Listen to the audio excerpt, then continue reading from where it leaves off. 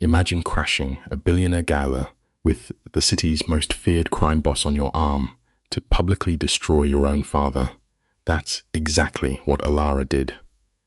Wearing blood-red silk, she walked into the room, hijacked the massive projector screen, and leaked 2 decades of her family's federal crimes to 500 elite guests. When her abusive ex-fiancé tried to drag her away, her new mafia protector gave him one option: walk away or leave in a body bag. Let's hit pause right here and really look at Alara Voss. The rain is falling in heavy, blinding sheets as she throws herself into the back of a pitch-black sedan. Her expensive white wedding dress is completely soaked, clinging to her freezing skin like a second layer of sheer panic. You and I have probably both felt this kind of blind, desperate flight at some point, haven't we? She is choking back her own terror while the search party is literally screaming her name just outside the windows. Then, the driver climbs in. This man moves with a terrifying, quiet confidence. He does not start He does not even bother to look over his shoulder at her. He just drops a warning that hits her like a solid brick wall. You picked the wrong car, sweetheart. The lesson here is sometimes running blindly from one bad situation just locks us in a much darker cage. The camera lingers on the first warning sign. This driver does not even flinch. Any ordinary man would panic over a stranger, bleeding rain, and mud all over his pristine leather interior. But this man just sits there, frozen in the shadows. It is that dead-eyed calm you only find in men who know they are the most dangerous thing in the room. He repeats his warning, his voice barely a whisper. Outside, harsh flashlight beams violently slice through the storm. Alara struggles to breathe. Her voice breaks, begging him for just one single minute to hide. She promises he will never have to see her again. His answer is pure ice. No, I will not. Before she can process that she locked herself in with a monster, the engine roars to life, throwing her violently against the back seat. Instead of slipping away into the dark, this man drives his heavy car straight at the search party. It is a stunning display of dominance. Alara chokes on a scream as the headlights catch 3 armed men, who instantly scatter like rats. He pushes the gas pedal down hard. Pure terror finally overrides her survival instinct. She grabs the back of his seat, screaming to know what he is doing. He takes a sharp corner so fast she goes flying across the leather. Then, without raising his voice, he asks if she really thinks those men are brave enough to shoot at Dominic Cruz. Hearing that name hits her like a physical blow. Everyone knows Dominic Cruz. He sits at the top of the criminal food chain. She shrinks back against the cold door, crushed by the heavy reality of her fatal mistake. For the first time, he catches her gaze in the rear-view mirror. His dark eyes are entirely empty. He studies her the way a hunter watches an animal with a broken leg. There is zero pity in his stare, only cold curiosity. He tells her to put her seatbelt on, making it clear he just does not want her smashing his windshield. Her hands shake so badly from the adrenaline that it takes 3 tries to click the metal latch. Behind them, the lot fades into pitch black. Nobody is chasing them. No one out there has the courage to pick a fight with Dominic. The car slides onto the highway. Orange streetlights washing over his face, revealing a man's brutality is a perfectly sharpened tool. Barely able to speak, she whispers, asking where he is taking her. Somewhere dry, he fires back. His eyes remain glued to the mirrors with the intense paranoia that keeps a man like him breathing. He tells her she can talk when they stop, reminding her he owes her 0 explanations. After she broke into his vehicle, Alara looks down at her ruined wedding dress. That white silk now feels like a heavy chain tying her to the nightmare she just fled. She stares at her freezing feet, quietly admitting she had no idea whose car it was. She just needed to hide. When he asks if those men will come hunting for her, she bites her lip until it bleeds. She knows Marcus is coming, and here is the brutal truth you and I have to face. When we run desperately from one nightmare, we almost always run blindly into the arms of a monster. The Thorn family will tear the entire city apart looking for her. She did not just break an engagement, she publicly humiliated a man who destroys lives for entertainment. She admits they will search everywhere, but frantically promises they will not find her. A dark, hollow smile crosses Dominic's face as he praises her honesty. They ride in silence as the city lights fade into imposing black hills. Alara knows this area. It is where the rich hide their worst secrets behind huge iron gates. Dominic takes a hidden private drive. The old trees are so thick they swallow the heavy car whole. Suddenly, a massive stone estate bleeds out of the shadows. It is the perfect home for a predator. Miles from anyone, frozen in time, and completely impossible to escape. The house is built from cold stone, with windows so dark they refuse to reflect a single drop of light. Dominic kills the engine. Right here, in this heavy silence, he pulls a masterclass in psychological manipulation. He casually turns and offers her a way out. He says he can give her cash and drop her at a hotel. Alara stares at that terrifying house, her gut screaming that walking inside is a fatal mistake. But here is the tragic thing about human nature. That fake illusion of choice is exactly how a trap quietly snaps shut. By handing her a deadly alternative, he forces her to actively choose the cage. Her voice shakes as she admits her family will easily find her at a hotel. She asks if she will be safe with him. Dominic checks the mirror, his face perfectly blank. "No," he says with chilling calm. "They will not find you here." He steps out, walking through the freezing rain as if the violent weather does not exist. When he opens her door, he does not grab her. He just waits. She steps into the mud, the soaked wedding dress dragging her toward the earth. When she stumbles, his hand clamps onto her arm. It is an iron grip missing any trace of human warmth. He asks if she can walk, expecting total obedience, and she follows him. This is the ultimate tragedy of a broken spirit. Her exhausted brain has decided that following a known killer is safer than returning to her fiancé. She has convinced herself that a man who openly shows you his blade is safer than a family who hides theirs. Step by painful step up that dark driveway, she is completely and willingly walking herself into a brand new prison. The front door swings open, revealing Teresa, a housekeeper whose dead eyes prove she has witnessed far too much violence. She looks at Alara's bleeding feet without a single drop of pity. Dominic barks an order to prepare a room in the east wing, specifically demanding one with a heavy lock. This entire hallway smells like old money and buried secrets. He orders food, talking about Alara like she is a stolen car that needs a wash, not a living woman. He tells her to stay in the east wing and coldly warns her not to pull on any locked doors. As he turns to walk away into the shadows, she actually calls out, begging him not to leave her. It is absolutely heartbreaking.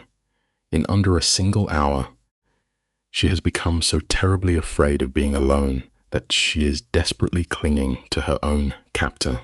Let's watch a master manipulator seal the deal. Dominic instantly takes absolute control. He does not ask how she feels. He commands her to shut up and go to sleep.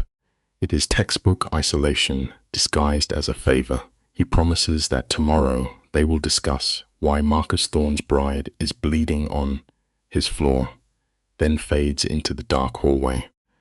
Therese watches the girl with the exhausted look of someone dealing with a stray dog. Alara follows her up the stairs, leaving muddy prints on priceless wood. They enter the east wing, which feels exactly like a cold bank vault. 4 solid doors, 3 are dead-bolted. The 4th is a freezing, perfectly clean bedroom. Looking out the window, the heavy rain totally hides the garden below, completely cutting her off from the rest of the earth. Teresa drops folded clothes on the bed and lights a fire, handing over just enough comfort to keep Alara breathing. When Alara tries to whisper a shaky thank you, the old woman shuts her down, coldly snapping that she just does not want to scrub blood off the expensive rugs. The heavy door clicks shut. Suddenly, Alara is entirely alone in this suffocating silence, left with nothing but her spiraling thoughts. She peels off that ruined wedding dress like a snake shedding dead skin. She stands under boiling water, trying to burn the terror out of her system. She tries to think of a plan, but her exhausted brain is fried. She knows Marcus will scorch the earth looking for his bride. Dominic's stone house might feel safe right now, but deep down, she knows it is nothing but a beautiful temporary illusion before the real war begins. The borrowed clothes smell of cedar and actual gunpowder. It is a terrifying detail that reminds her she is protected by a cold-blooded killer. Look at the food Teresa left: soup, dry bread, and water. No wine to calm her nerves. No sleeping pills. Dominic wants her mind sharp. Alara mechanically forces the food down just to stay alive, staring blankly at the locked window. And then, the crash happens. Her body just gives up the fight. She collapses onto the mattress, and the nightmare of her wedding bleeds into her dreams. Morning breaks with a pale, ugly gray light. She wakes up, and for 3 terrifying seconds, she has no idea where she is. Then the truth hits her. She is locked in Dominic's house. But here is the detail that will make your blood run cold. Someone unlocked the door while she slept, just to place a heavy blanket over her shivering body. Notice the clothes draping Alara. They fit with terrifying precision. To some, it looks like hospitality. To her, it is pure horror, realizing these strangers measured her unconscious body. She drifts into a kitchen drenched in blinding sunlight, a sharp contrast to the cold mafia undercurrent. Dominic stands there, still as stone, while Teresa violently cracks eggs. The sharp sound echoes, yet neither acknowledges her presence. It is a chilling silence designed to make her feel invisible.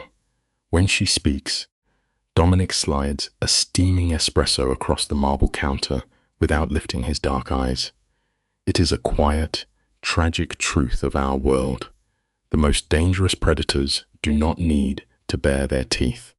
They simply prove their absolute control, right down to knowing exactly how to pour your morning coffee. Alara anchors her trembling hands to the warm ceramic mug. Slowly, Dominic shifts his gaze. His eyes are void of light, carrying a weight that strips the oxygen from the air. He commands her to sit. Her knees betray her, buckling against the stool. You and I are watching a modern tragedy unfold in real time. He casually recites the agonizing details of her ruined life. A toxic wedding, a desperate escape. Then he delivers the fatal blow. Her own father staged a kidnapping report just to collect a ransom. A hollow, broken laugh escapes her lips. The sunlight in the room seems to dim as her reality shatters. It is the most devastating lesson a soul can endure. The very hands that were meant to cradle and protect you are often the exact same hands eagerly auctioning you off to the highest bidder. The camera lingers on Alara as desperate fire returns to her eyes. She knows she is nothing but currency, a dowry for her father's greed, a shiny trophy for Marcus. When Dominic questions her past submission, she whispers that it was simply expected of her. Watch the subtle shift in his jaw. His voice drops into a low register. That is not agreement, he murmurs. That is conditioning. In his dark gaze, you catch a glimpse of his own scarred history. He coldly informs her that all her funds are entirely frozen. Completely defeated, Alara admits she has absolutely nowhere to go. It is a brutal truth of survival. We spend so much frantic energy sprinting blindly away from the roaring flames. We entirely forget to secure a safe place to rest when the long, dark night finally falls. Dominic stares through her frail silhouette, dismissing her as a massive liability.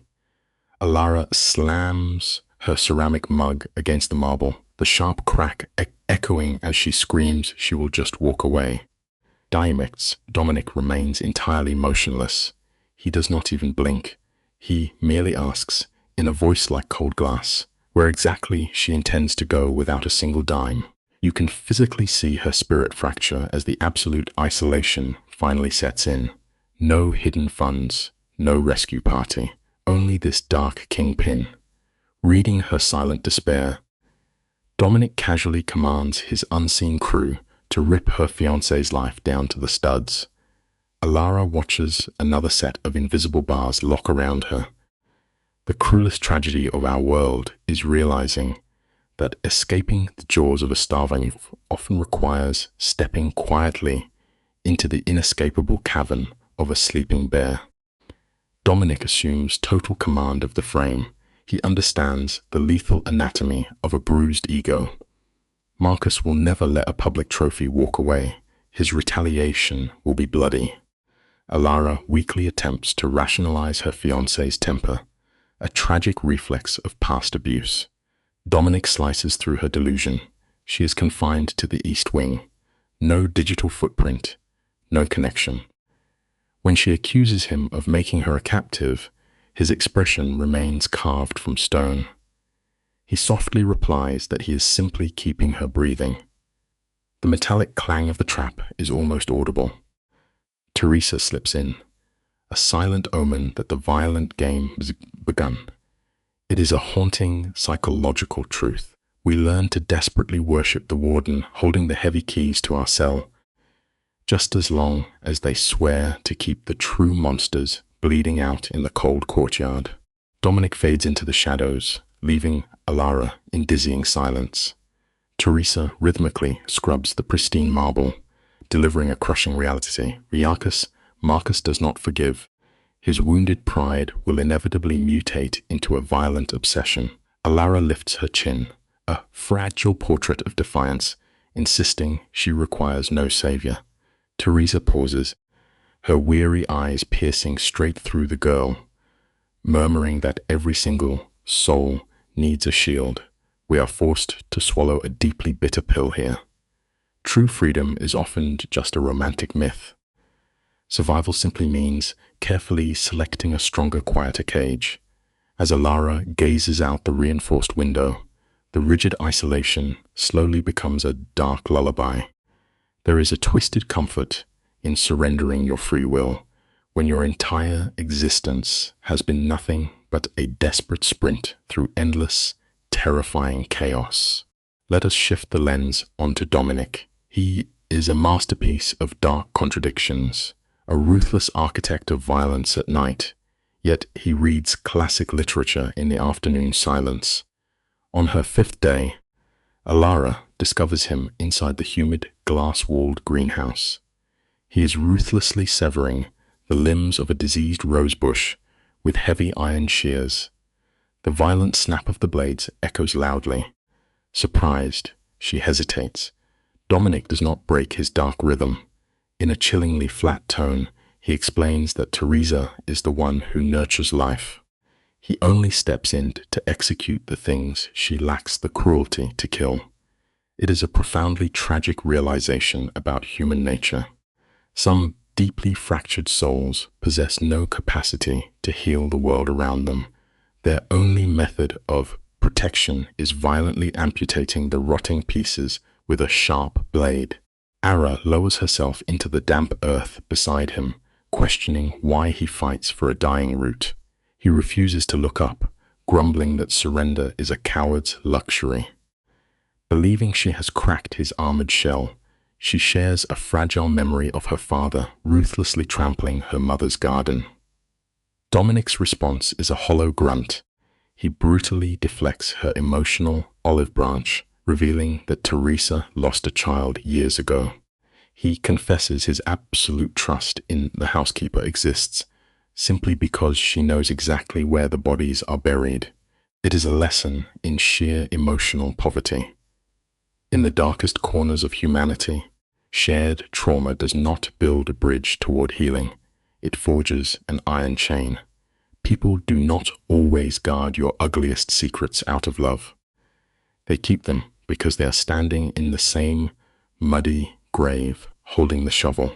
Notice how chillingly Dominic reduces male human loyalty to cold mathematics. He dissects his crew. Without blinking, Alex stays for cash. Teresa remains to balance an invisible ledger of grief. Ara challenges his stoic performance. She knows a man with eyes this dead does not operate a charity for runaway brides. Slowly, Dominic drops the mask. He confesses that Marcus has been bleeding into his criminal territory. The camera pushes in on Ara's trembling face as the horror dawns.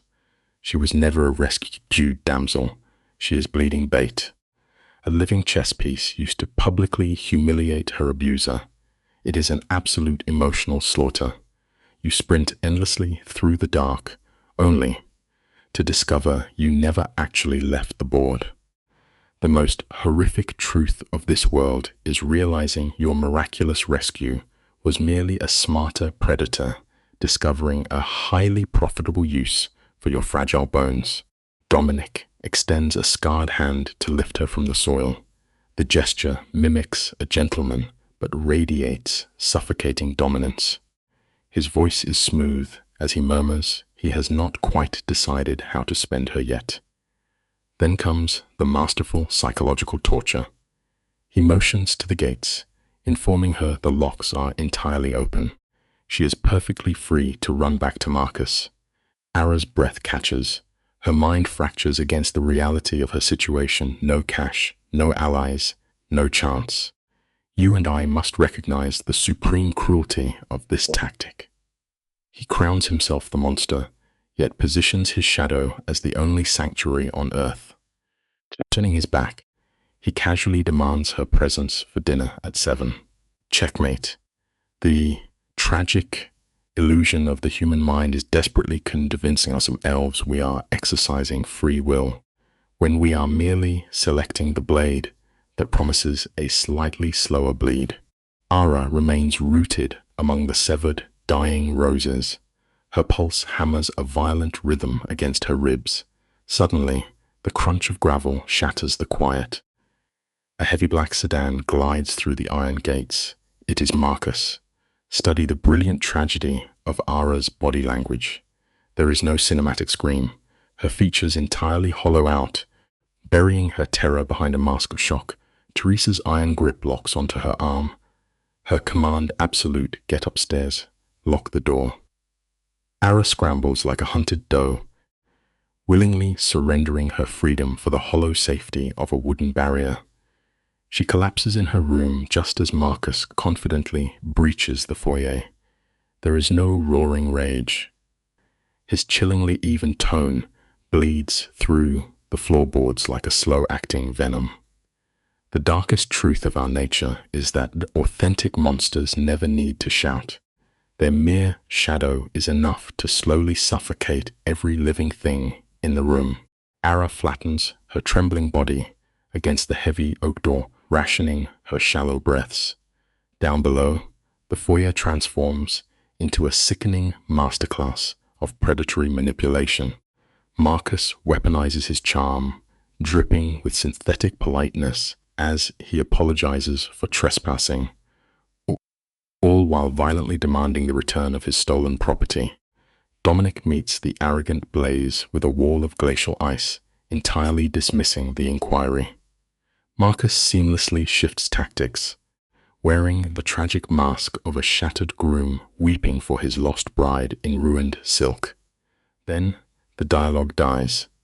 The resulting silence is so thick it physically aches.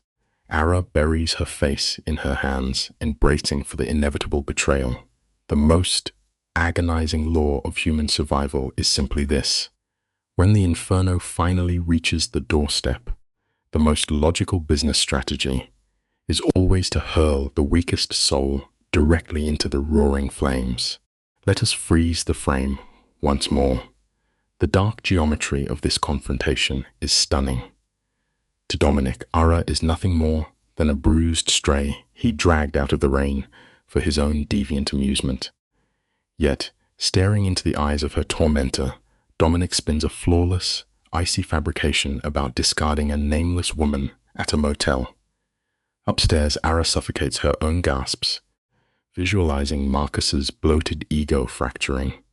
Desperate to reclaim his dominance, Marcus aggressively hurls massive sums of cash at Dominic, trying to purchase back his human property.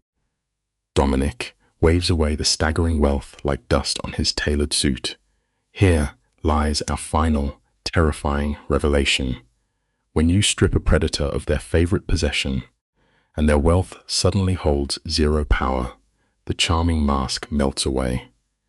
They cease being sophisticated entirely and simply mutate into something rabid, unpredictable, and fiercely lethal. The camera pushes in on the heavy, suffocating silence of the driveway. Marcus sheds his polished armor, his face twisting into something ugly as he spits that Ara belongs to his bloodline. Dominic simply stares back. His voice is a low, dangerous hum as he points out that a bird is not yours once it flies. Upstairs, the shadows swallow Ara. Her knuckles are stark white against the wood, her breath shallow and sharp.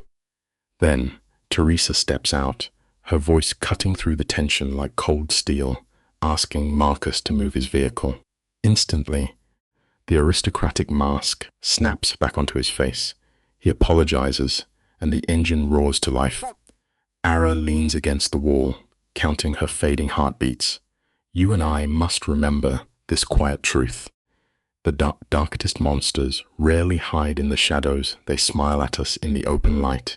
The shadows stretch across the room, painting a portrait of utter isolation. Ara creeps down the stairs only when the physical threat evaporates into the night.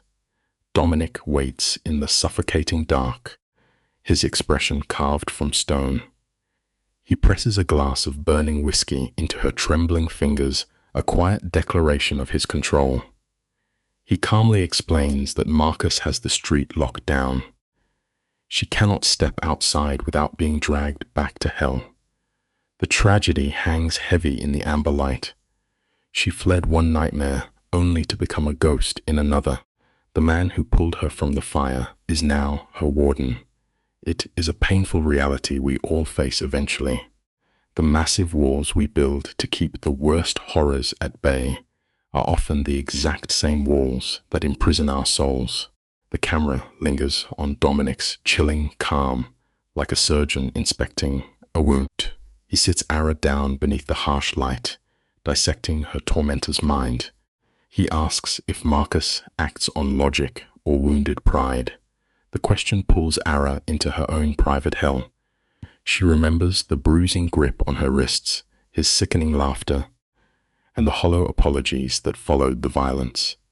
She whispers that Marcus will reduce the city to ash to drag her back. Dominic absorbs this without a flinch. He knows men who view people as property inevitably destroy themselves. A bruised ego always breeds fatal mistakes. We are watching a violent collision unfold in real time. It teaches us a grim truth. Blind pride is a heavy poison that clouds a man's vision until the very moment he falls. Step into the mind of the rejected for a moment. To a tyrant like Marcus, losing his prize is worse than death. The tension thickens as Ara locks eyes with Dominic, the palmers demanding an escort from a man who measures his everything in debts.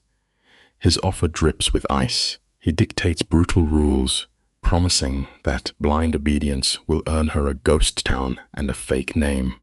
It is a masterful stroke of control, dressing up submission as salvation. The tragedy is that Ara accepts without hesitation. She willingly trades the devil she knows for a quieter, far more dangerous shadow. We watched the trauma bond tighten its grip. It is a heavy reminder that survival is never truly free. When you make a desperate bargain in the dark, your chosen savior will always exact a heartbreaking price. They shake hands across the oak table, and the camera lingers on her trembling fingers. She has signed away her soul for the second time. For 3 agonizing days, the atmosphere becomes unbearable. Ara jumps at the slightest groan of the floorboards. Dominic responds by flooding the grounds with silent men who carry the heavy weight of professional violence.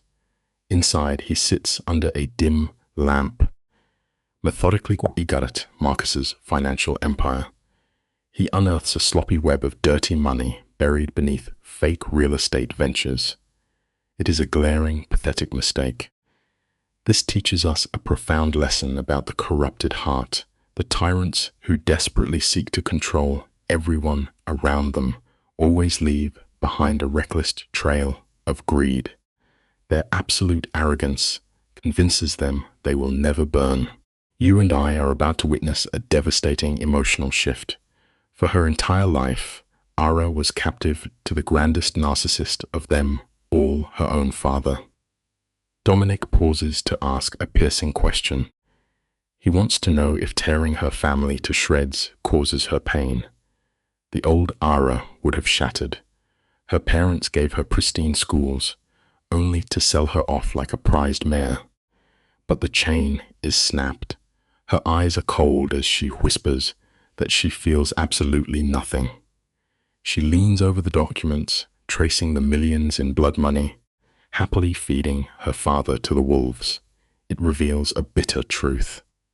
The people who scream the loudest about family devotion and demand your loyalty are always the ones who deserve it the least. The camera intimately studies the hollow planes of Ara's face. She stares into the distance, haunted by her father's calculating eyes, and the suffocating weight of Marcus's hand on her spine, a silent reminder of who owned her. She was bred to be a beautiful, quiet ornament in their tragedy, but the doll is broken.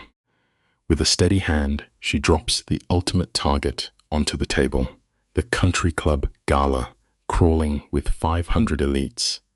She coldly explains the fatal weakness shared by both her abusers.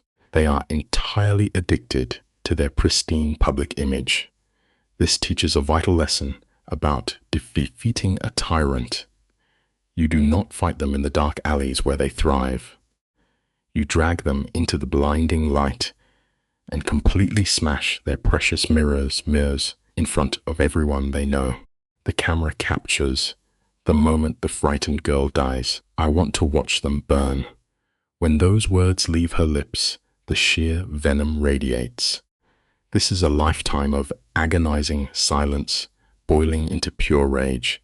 Her abusers arrogantly assume she is waiting to crawl back. Dominic tries to steer her away from stepping back into the lion's den, but Ara is starved for vengeance. She pitches a beautifully unhinged symphony of destruction. She plans to expose their dirty money in front of the high society they desperately worship. She demands a front row seat to watch them lose their minds. It reminds us of a fundamental law: push a gentle soul into the dark abyss for long enough, and they will climb out as the ruthless architect of your absolute ruin. A terrifying smile touches Dominic's mouth. It is the profound recognition between two broken souls who understand violence. He sanctions her suicide mission. The film accelerates into a sleek blur of shadows and smoke. They bring in a nervous tech expert to exhume the buried accounts. We watch Ara sit with surgical precision, ripping her history apart. She hands over the blacklists and the exact passwords her arrogant father left unguarded. It is a deeply cathartic ritual. With every dark secret she spills, she carves out the rotting infection her family placed inside her. We must learn from her brutal reclamation. To truly heal from the heavy poison of your past, you cannot just quietly run away. You must turn around and burn the infection completely down to the bone.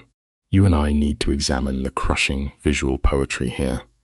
Teresa glides into the room, bearing a cascade of blood-red silk. It masquerades as a gift, but the heavy silence tells the truth. It is armor. It is the uniform for her transformation into a weapon. The camera focuses on Ara's fingertips grazing the crimson fabric. Later, she finds Dominic in the cold moonlight, methodically severing the dead limbs of a damaged rosebush. The beautiful metaphor bleeds onto the screen. He quietly warns her that tomorrow will sever her from her bloodline forever. Ara just nods, perfectly numb. It is a tragic warning for us all. Sometimes we become so blinded by the desperate need to shatter our old cages, we do not even realize we are gratefully locking ourselves inside a brand new one. In the whispering shadows of the garden, Dominic tests the depth of her darkness. He offers her an open door, a quiet flight to Mexico and a safe existence. But profound trauma rewires the soul in terrifying ways. The camera lingers on her empty gaze as she rejects the light. She does not crave safety. She starves for retribution. She wants Marcus to choke on the exact same helpless panic he forced down her throat. Dominic watches the last pieces of the runaway bride crumble into dust, replaced by a cold-blooded operative. This compound is no longer her prison, it is her command center. It is the most heartbreaking tragedy of the human condition. When a victim finally absorbs the violent methods of her captor, the innocent soul dies forever, leaving two monsters standing in the dark. The camera freeze right here. The marble steps of the country club serve as a gilded playground where narcissists gather to worship their own reflections. Ara steps into this glittering snake pit, her pulse thrumming with survival instinct. Heavy tires crunch on the gravel as Dominic's black sedan rolls up. He steps into the light, an apex predator making the valet sweat. With deliberate grace, he opens the car door. The moment Ara's stiletto touches the pavement, the atmosphere fractures. Draped in that flowing, blood-red silk, she forces the night to revolve around her. It is a breathtaking power move, but it holds a terribly heavy truth. Sometimes, the only way to permanently sever the chains of your past is to raise your chin and walk right back into the exact cage that broke you. Study the icy calculation in her eyes. Ara has burned away the gentle victim she used to be. Her posture projects pure threat, erasing the obedient daughter they remember. The elderly doorman recoils as if a phantom drifted past. She paints on an aggressive smile, whispering that they have no idea what is coming. The instant she broaches the ballroom doors, the air goes dead. 500 elites are paralyzed. Ara sweeps her cold gaze across the room until she locks onto her father. In 3 agonizing heartbeats, his arrogant confusion curdles into volatile rage. We are left with a haunting final lesson. If you spend decades beating someone down to forge a beautiful, perfect weapon, you cannot be surprised when that exact weapon is finally pressed against your own throat. The chandelier light catches the violent strides of her father. His voice drops into a gravelly hum, demanding submission. Notice the subtle shift. Dominic presses his palm against the base of Ara's spine, an anchor against her spiraling trauma response. She holds her ground, using the wealthy spectators as a fragile shield. Then Marcus blocks the path. His face is cold marble, but the furious twitch of his jaw betrays a lethal rage. He whispers the word, "Sweetheart," twisting affection into a rusted blade. You and I must see the tragedy here. Marcus cannot comprehend her as a living woman, only as a stolen possession. It reveals a devastating human truth. You can never negotiate with someone who measures your worth strictly by the power they extract from your broken spirit. Dominic speaks with a devastating calm, mastering his emotions amid the storm. When Marcus lunges to grab her, Ara slips away. She pulls Dominic into the space between them, a human barricade, and vows she is never returning to his gilded cage. In that microscopic beat, Marcus suffers a catastrophic ego collapse. The polite aristocrat melts away, leaving only the terrifying obsession of a master losing his property. Then Ara delivers the fatal blow. Her voice slices across the dead-silent ballroom, exposing their romantic facade as a sordid financial transaction. She vaporizes his leverage in one breath. The lesson is undeniable. The tyrants in our lives only maintain their crushing power until we find the courage to drag their darkest secrets into the blinding light. The camera lingers on this breathtaking shift in gravity. Her father clutches his chest, suffocating under his collapsing empire, while Marcus vibrates with homicidal fury. But Ara stands tall, flush with pure liberation. A soft buzz sounds from Dominic's phone. A cruel smirk shadows his lips as he triggers the main screens.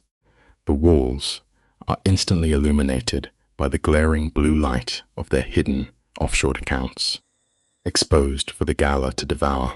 Her father lunges at the digital projections like a rabid dog snapping at phantoms, only to be swatted away by Dominic's towering guards. It is a profoundly tragic but simple truth. A man can spend decades constructing a fortress of lies, but the truth only needs one violent second to burn it to the ground. Let us pause the frame. Notice the stillness in Dominic's shoulders as he whispers a single command, cementing his status as the apex predator. Richard behaves like a cornered rat, sweating and wildly scanning for a fire exit. But stick with me, we need to study Marcus. He stands frozen in the swirling panic, staring at Ara with the lifeless gaze of a man evaluating a shattered luxury watch. He is not heartbroken. He is merely analyzing a mechanical glitch in his flawless design. Viewing her desperate rebellion as a defect he must violently repair. It reveals a sickening truth about the dark side of devotion. Some people do not harbor an ounce of actual love for your soul. They are only in love with the absolute, suffocating control they hold over your life. Observe the terrifying absence of emotion in Marcus's posture.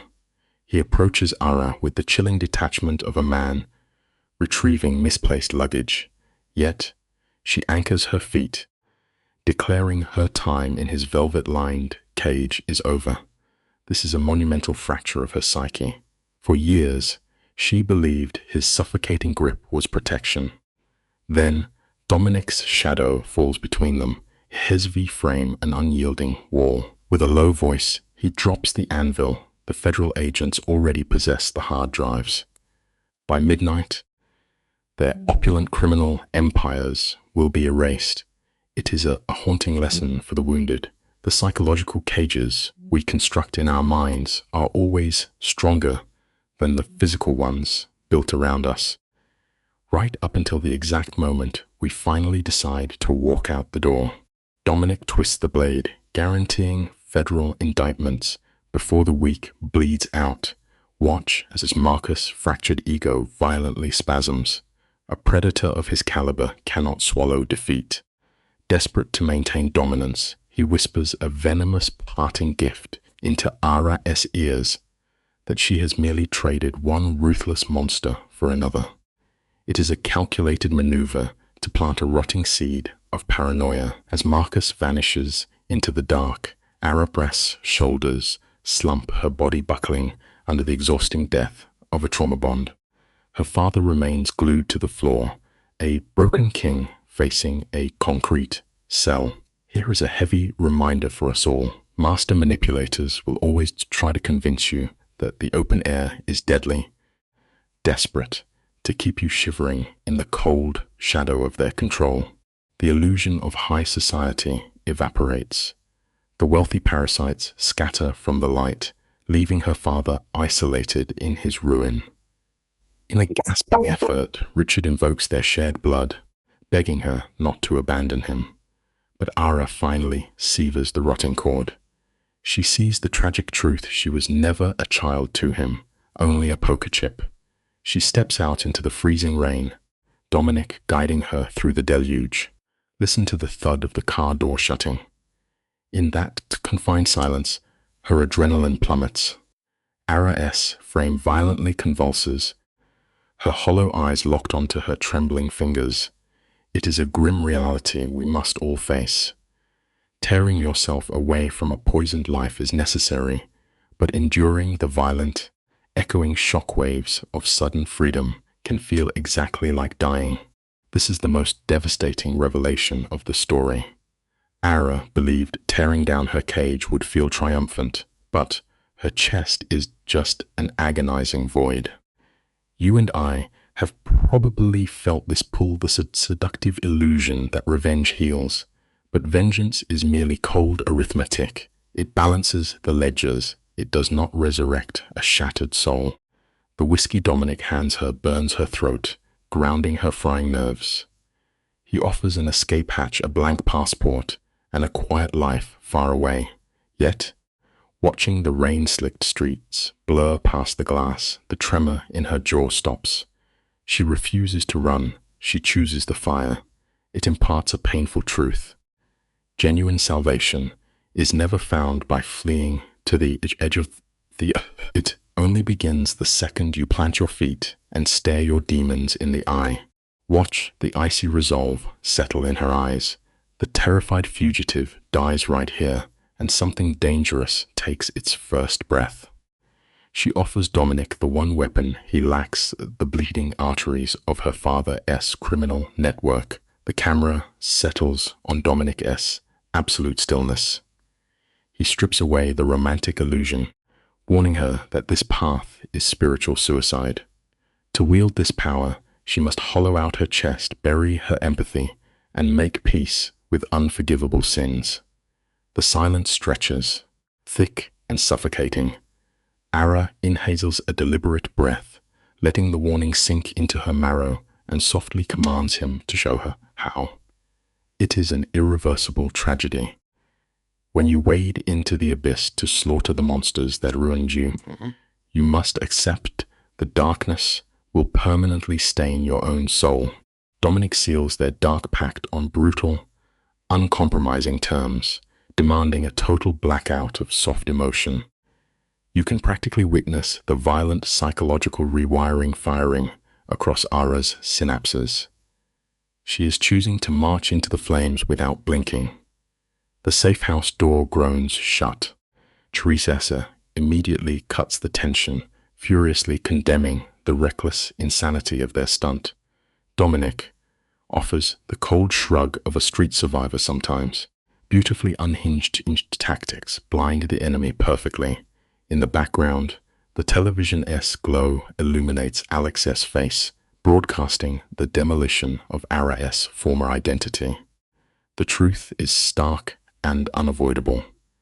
Sometimes you must strike the match and watch your entire history turn to ash before the ground is clear enough to build a real future. Pause the frame on the masterpiece of chaos. While agents celebrate the takedown, the camera lingers on Dominic. His face is granite, already scanning for a counterstrike. Marcus marinates in a fortress, while Richard spirals into legal panic. Dominic knows the lethal rhythm of this world. The silence after the bomb drops is when predators sharpen their knives. Look at Ara. She stands frozen amid the ruins of her existence, tasked with resurrecting her soul in a single night. Dominic softly orders her to rest, sensing her nervous system is seconds from collapse. Here is a haunting truth for you and I to consider. The most agonizing phase of surviving a devastating fire is waking up in the quiet and figuring out exactly what to do with the heavy ash left behind. Dominic warns her the adrenaline crash will be violent, yet he allows her to stay. He is quietly applying pressure, testing her resolve. The television-S glow washes over her face, looping her old life. She is staring at the ghost of the obedient victim she used to be. When Dominic asks if the ashes inspire any regret, her gaze never wavers. Her only sorrow is having danced on their strings for so long. We all carve out hollow versions of ourselves to survive poisonous environments. But a survival mechanism is not a soul. Now, Dominic hands her the most terrifying gift known to man, absolute freedom. The tragedy of liberation is beautifully plain. The heavy iron chains may be severed, but you still have to relearn the excruciating process of walking on your own. Stripped of her family crest and the toxic anchor of Marcus, Ara stares into a terrifying void. If she is no longer their bruised punching bag, who is she? When she whispers her loss into the dark, Dominic offers zero warmth. He delivers a freezing truth. Hesitation in this world is a death sentence, and abandons her to the silence of her mind. Teresa steps into the frame, her eyes cutting through Ara's facade. She knows this girl is free-falling without a parachute. Ara erects a wall of sarcasm, but Teresa dismantles it with a killer-esque grace. She issues a bloody prophecy. Stepping into this underworld will permanently rewire her brain through violence. The closing lesson is a dark warning. When you summon the bravery to sprint out of a burning house, you must be ruthlessly vigilant not to seek shelter inside a cave of starving wolves.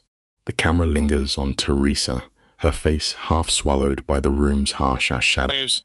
She warns that stepping from victim to predator is an irreversible descent. Ara's jaw tightens. She believes her public stunt already reduced her past to ash. But Teresa's voice drops, heavy with irony. Forging a violent mind is a quiet tragedy. Dominic is not handing her freedom, he is locking her inside a deadlier cage. On the glowing screen, Ara watches the apologetic girl she used to be, and nausea finally breaks her. She collapses onto the mattress, still suffocating in that crimson dress of rebellion. We must remember this tragic truth. Trading a cruel master for a protective one never grants you true freedom. It only molds you into a completely different kind of prisoner. The lighting shifts to the restless blue of a nightmare. Even in sleep, Ara finds no sanctuary. Marcus stands out of reach, a sign she is tearing away from his grip. But when Dominic steps through the dream's fog, the tragedy twists the knife. She is seamlessly swapping one captor for another. Waking to the frantic buzzing of media calls, her trembling finger finally presses the power button. Total silence. Walking into the dimly lit living room, she halts. Dominic stands beside two hulking men who radiate the dead-eyed stillness of professional violence. You and I must recognize the cruel irony here. We often believe we are finally healing when we are truly just finding new dangerous ways to bandage the exact same shattered pieces of our souls. Dominic presents the two human tanks as her security. It is a masterclass in manipulation, binding her to him under the guise of salvation. His voice is a steady hum as he warns that Marcus and her father have endless resources, and they are hunting for blood. Ara's chin lifts in fleeting defiance, but Dominic's cold logic crushes her resistance before it breathes. She surrenders, fully aware that bruised monsters never simply walk away. They strike back. She accepts these shadowy guards, clinging to a pathetic illusion of control. The chilling lesson rings true in the quiet room. Fear binds a fragile soul to a dangerous protector far faster than love ever could. And Dominic merely pours her morning coffee, playing the flawless, unbothered anchor in her raging storm. The grooming shifts into overdrive. Dominic lays out three choices, a classic trick to construct the illusion of free will. First, a book deal, which she rejects with sheer panic. Next, speaking on abuse. Tragically, Ara's voice trembles as she defends Marcus, insisting he was not a monster. Dominic smoothly dismantles her delusion, whispering that polite possessiveness is still a suffocating violence. Then he slides the real bait across the table. An invitation to an underworld meeting, challenging her to weaponize her survival instincts. The truth of manipulation is truly terrifying. A master never drags you screaming into the shadows. They simply hold the heavy iron door open, letting you convince yourself that stepping into the dark is what finally makes you powerful. Dominic draws a rigid line between his charm and his ruthless empire. When Ara demands to know what he does, his eyes go dark. He warns her that this truth is a heavy bell she can never unring. Ara freezes, realizing she has no concept of his true capacity for violence. Yet, her mind is clouded. She trusts this criminal more than her own father. When a shattered soul designates a predator as their sanctuary, logic burns to ash. She insists on hearing the plan.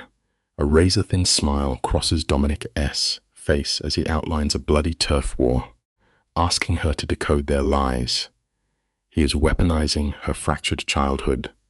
We must remember this. Our deepest traumas can easily become our sharpest survival skills, but choosing to unsheath them always demands a truly soul-crushing price. Stick with me here, because the descent accelerates. Dominic warns her that his people solve problems with blood.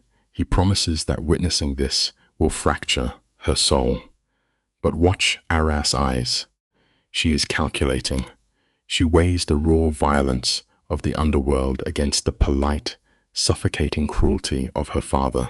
In a moment of pure tragedy, she decides an honest blade is superior to a fake smile, masking a psychological knife. The second she nods, the invisible bridge collapses behind her. Dominic hardens into a clinical commander. The helpless victim vanishes, and the dark accomplice takes her first breath. This reveals a devastating truth. When you carry years of unhealed emotional agony, the most monstrous things in the world suddenly start looking perfectly rational. The psychological rewiring begins instantly. For 24 hours, Ara is plunged in astral masterclass of paranoia. Teresa guides her eyes to the subtle bulges of concealed weapons, while guards drill brutal combat tactics. For a healthy mind, this is pure terror, but for a shattered trauma victim, this rigid structure feels like a comforting embrace. By nightfall, Vishuch, she emerges clad in all black, her hair pulled back tightly so no enemy can seize it. Dominic watches her with quiet reverence. He leads her into a cavernous dockside warehouse, the rafters crawling with his hidden snipers, while two rival factions wait below. The lesson here is undeniably grim. Hand a broken person a strict set of rules for survival, and they will blindly follow you into the darkest rooms on Earth. The air inside the warehouse is thick with a suffocating tension. On one side stand men in tailored suits, corporate sociopaths masking their rot with silk. Opposite them, Torres and her crew radiate a feral hunger. Crime is their DNA. Dominic commands the dead center like an untouchable monarch, with Ara standing close in his shadow. Her pulse hammers beneath the stares of killers. Dominic slices through, coldly condemning their dockside bloodbath as a pathetic waste of capital. So the booted boss puffs up, sweating as he stammers about old contracts. But Torres simply laughs, her sharp mockery shredding his outdated ego. This exposes a brutal reality. In any arena completely stripped of rules, comfortable tradition will always be butchered by pure, starving ruthlessness. Torres projects an engineered voice, adapting like a chameleon in a viper pit. But look closely at Ara in this shot. The terror drains from her face. She goes still, her eyes cataloging the room. She notices the corporate men sweating, their eyes darting with the panicked energy of a cornered committee. In contrast, Torres' crew remains eerily motionless, like stone gargoyles. Ara leans in, whispering this precise read into Dominic's ear. He weaponizes her insight instantly. Instead of enforcing a simple truce, Dominic casually slaps both factions with a massive management fee. He taxes them simply for the privilege of breathing his air. The lesson is brutally clear. If you waste your time fighting endlessly over scraps, someone smarter will quietly step in and charge you for the plate. The corporate boss attempts to push back. Clinging to his illusion of authority, Dominic extinguishes that delusion, instantly pinning the man down with threats of police raids and financial ruin. The tension is agonizing. The suits begin to hyperventilate, yet Torres does not blink. She flashes a shark-like smile and accepts the extortion. But then comes the true horror. Torres locks eyes with Arbara, openly praising her for publicly destroying her own father. She recognizes the growing darkness, and Ara drinks the praise down like water. Let's pause and really look at this moment. When a soul is starved for respect, toxic validation feels like absolute salvation. Ara is swallowing the poison whole.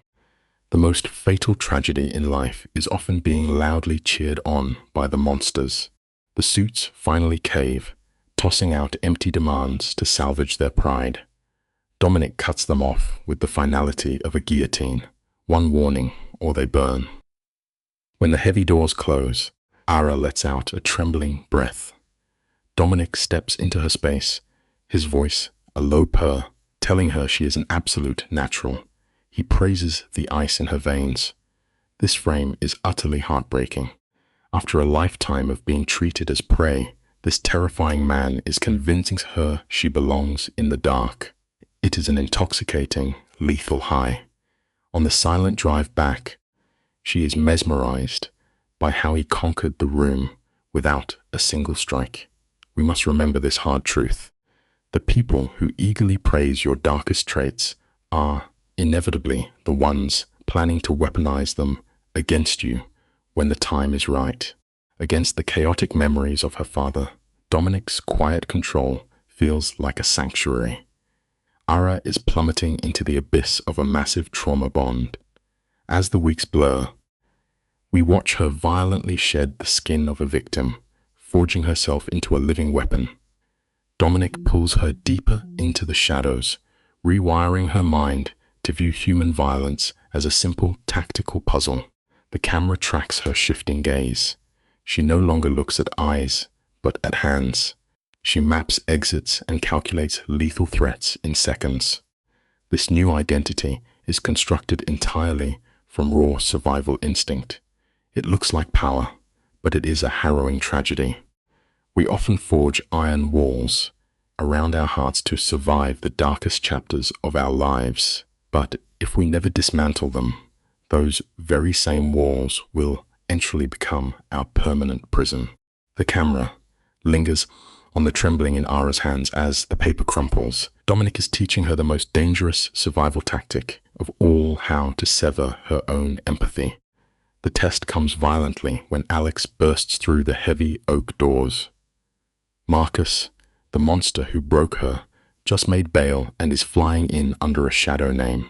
The flight lands in exactly 4 hours. The shadows in the room seem to lengthen as Ara's breathing spirals into pure panic. But look at Dominic.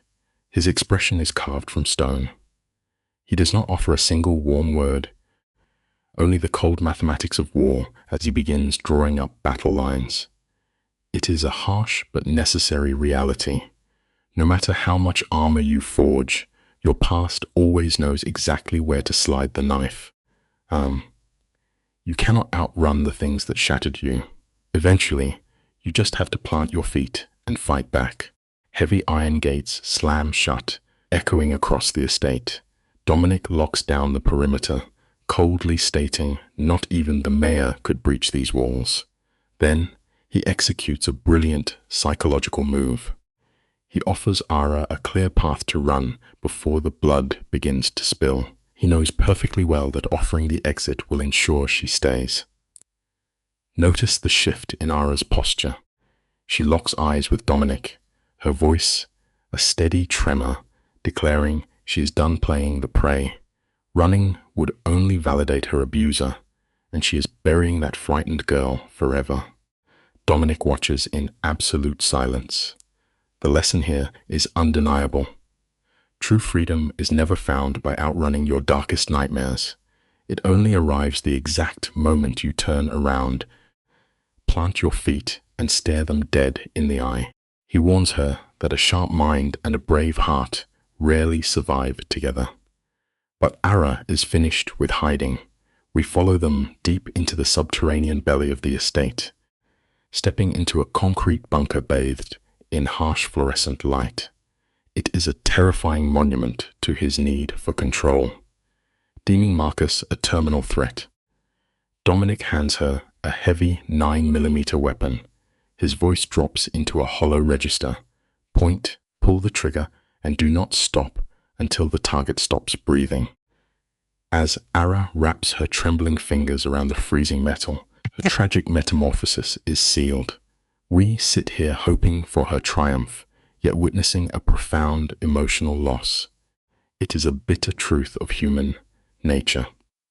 To survive the monsters roaming this earth, we often have to slowly carve ourselves into one. You and I can see the physical weight of that weapon grounding her, violently stripping away her innocent illusions. When Ara hesitates, terrified of taking a life, Dominic refuses to offer a shred of comfort. Instead, he uses a clinical cadence to bypass her emotions, hot-wiring a pure predator instinct directly into her brain. In the echoing crack of the firing range, he dismantles her old self. He teaches her to swallow her panicked breaths and absorb the brutal recoil. By the 6th magazine, her eyes are vacant. She is a machine, Sametsits. The Grand House is now an armored tomb cut off from the world. It is a terrifying reflection of human nature.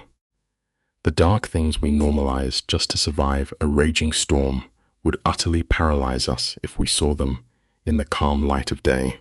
The camera finds Ara, slumped in the shadows. A heavy pistol rests against her hip, but her skin is pale as nausea threatens to pull her under.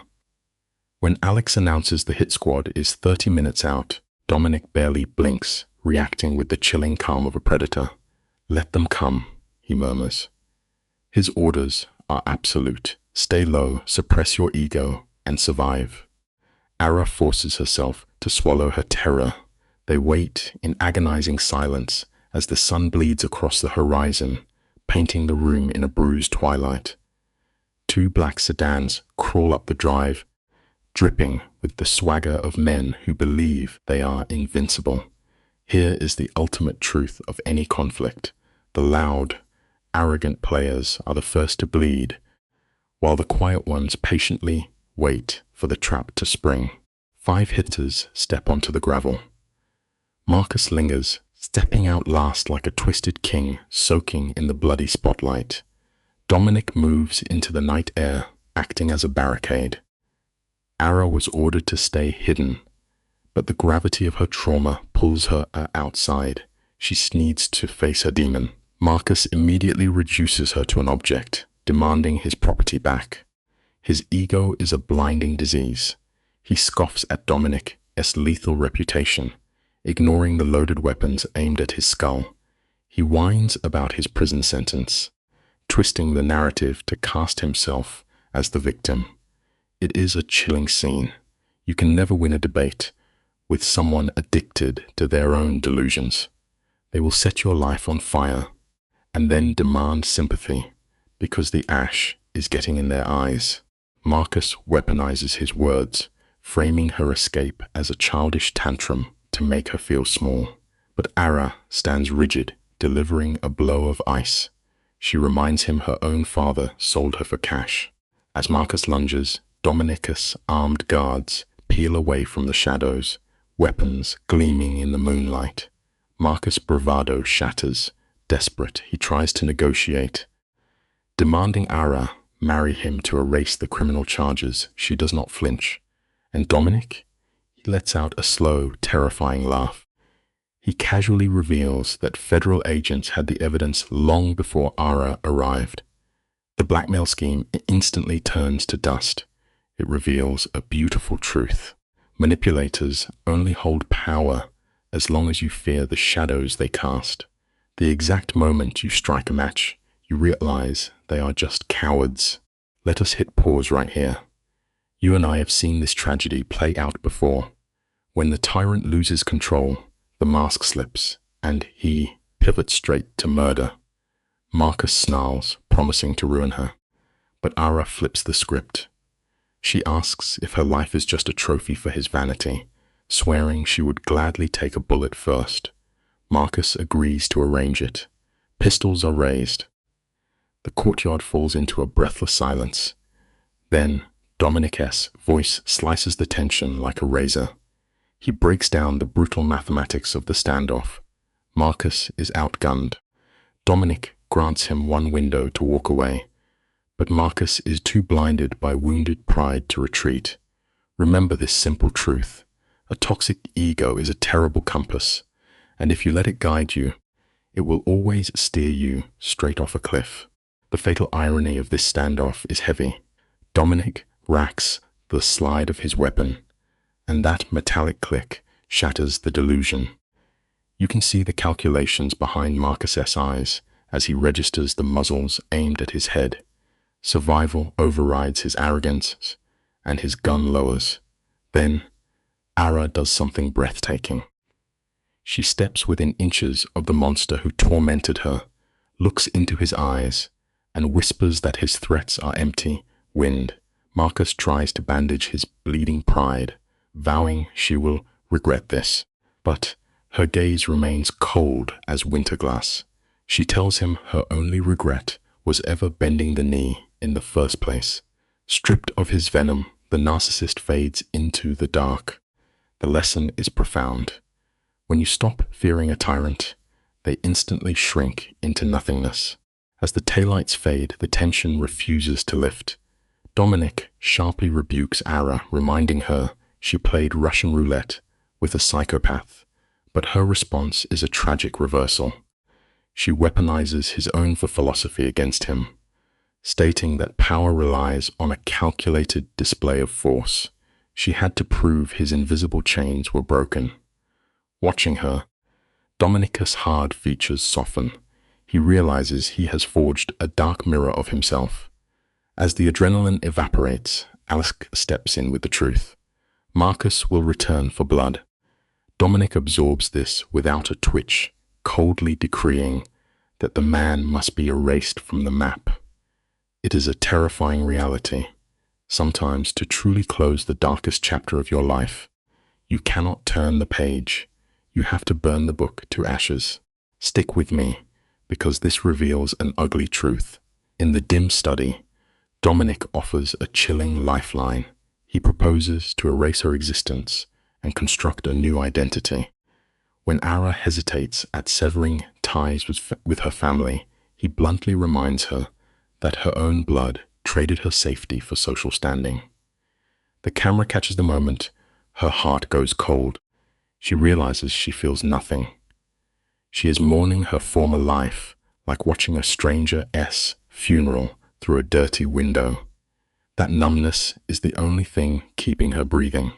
She finally whispers her consent to fade away. As Alex begins deleting her history, Dominic slides a glass across the desk to seal the pact. The lesson is haunting. Sometimes, the absolute only way to secure your future is to allow your past self to die. This is the juncture where an ordinary soul would shatter. But Dominic pushes her to the edge, offering her permission to collapse. But giving a survivor an excuse to surrender only ignites their rage. Ara refuses to crumble. Dominic outlines the road ahead. She must testify against the father who sold her and the monster who broke her. She nods, numb, aware that a courtroom cannot be worse than the hell she already survived. Soon, an army of federal lawyers descends. Ara does not just recite facts. She connects the invisible threads. She weaponizes her trauma, taking a labyrinth of financial anomalies and painting a devastating portrait of systemic fraud. The life lesson is profound. Your darkest experiences often forge the exact weapons you need to dismantle the monsters who hurt you. Let's look at this opening frame together. We usually assume a victim will wear their scars forever, but Ara's transformation is absolutely terrifying.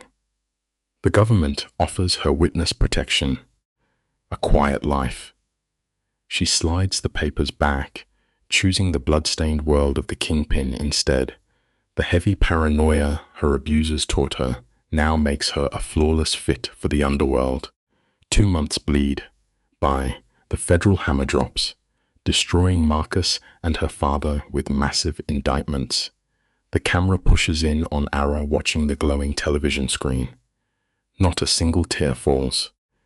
There is no triumphant smirk, just a freezing, hollow stare of absolute victory. She adapted and she became a machine. Severe trauma only ever leaves us with 2 choices. It either grinds us down into dust or forces us to forge our broken pieces into something completely untouchable. The camera rests on Dominic as he softly asks how she is holding up. Ara replies with one chilling word: free. The terrified girl she used to be is officially dead. He slides her new identity across the desk. You can see her completely detached from reality as she traces the forged ink. Then Dominic pulls a dangerous trick. He whispers that she can walk away, offering a perfect illusion of freedom. But in the same breath, he praises her ruthless talents, knowing she is starving for his validation.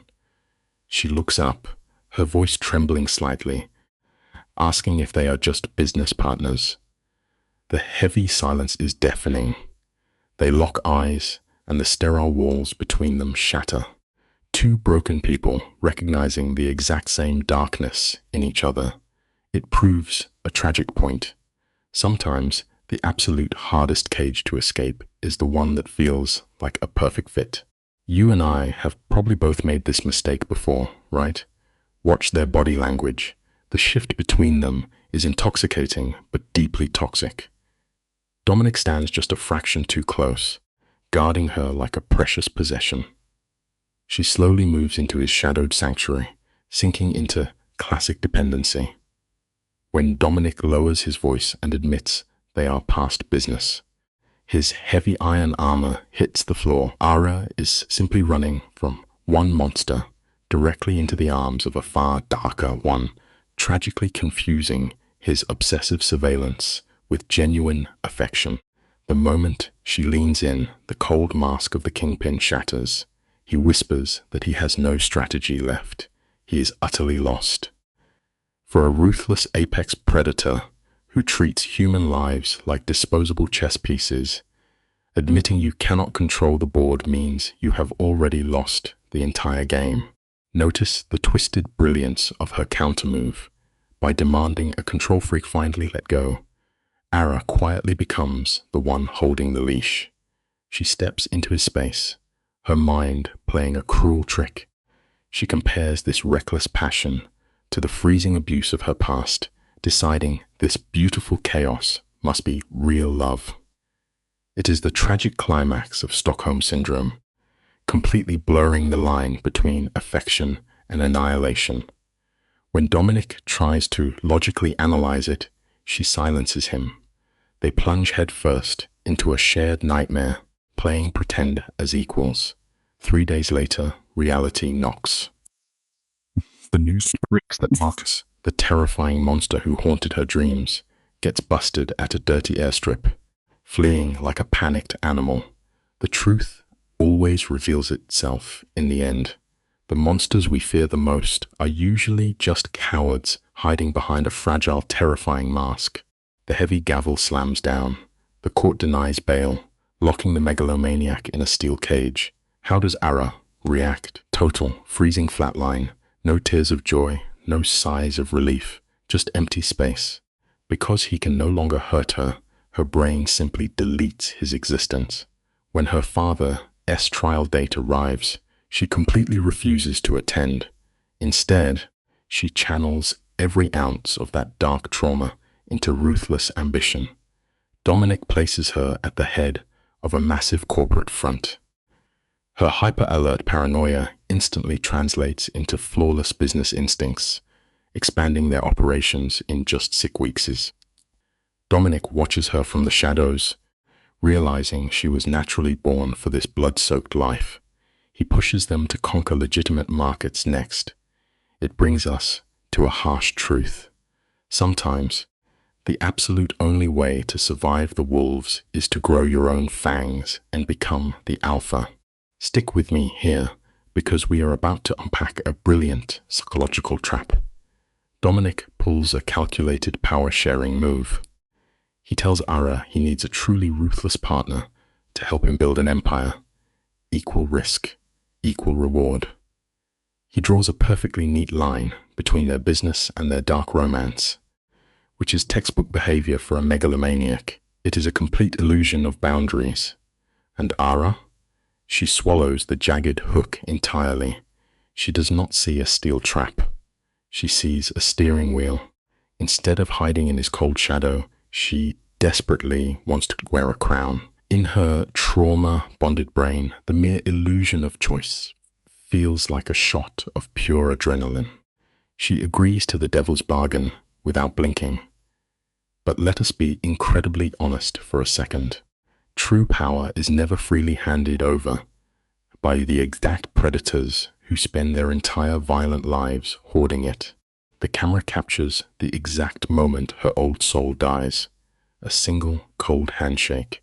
Ara is meticulously carving out the last tender pieces of her past. It is like watching someone perform a conscious amputation on their own beating heart.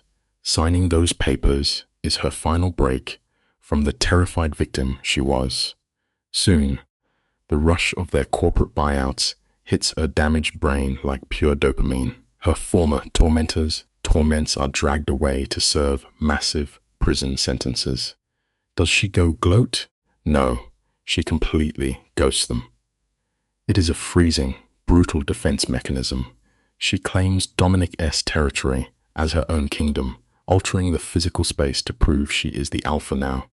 But here is the haunting reality we are left with. You can ignore your ghosts all you want, but turning off the lights does not mean they have left the room. Let's pause and really look at this twisted honeymoon phase. They stand in an abandoned warehouse, turning dust into an empire. To them, it feels like pure creation. Dominic elevates her status, and in her fractured mind, this proves his true love. She actually believes she chose this dark life, completely forgetting she was a prisoner just months ago. They laugh about Teresa's awful cooking like a perfectly normal suburban couple, but then the lighting shifts. Alara catches her own reflection in the cold glass. The terrified girl shivering in a wedding dress is gone. What stares back is a cold-blooded shark who traded the urge to flee for the sickening thrill of the hunt. It is devastating to watch a soul embrace its own corruption. Because running headfirst into a burning building will kill you just as fast as getting trapped inside. Fast forward 6 brutal months. The total rewiring of Alara's brain is officially complete. She stands silently by the massive windows, staring out at the city. The frantic paranoia that once kept her alive has completely evaporated. In its place is a bone-chilling, dead-eyed calm. That is truly the terrifying part.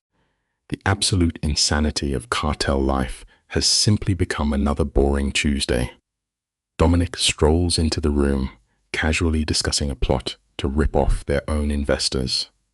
He brings up her father rotting in a damp prison cell, and she does not even flinch. Just an echoing, empty space where a daughter's agonizing grief should be. She finds her own lack of empathy completely fascinating. But the tragic reality of trauma is clear. Just because the bleeding finally stops, it does not mean you are miraculously healed. It usually just means the nerve is completely dead. She takes a slow sip of her coffee, quietly desperate for anything real to ground her. Dominic leans close, pointing out that her old family was nothing more than a cheap stage play. The loving father, the perfect fiancé, all just paid actors in a sickening fantasy.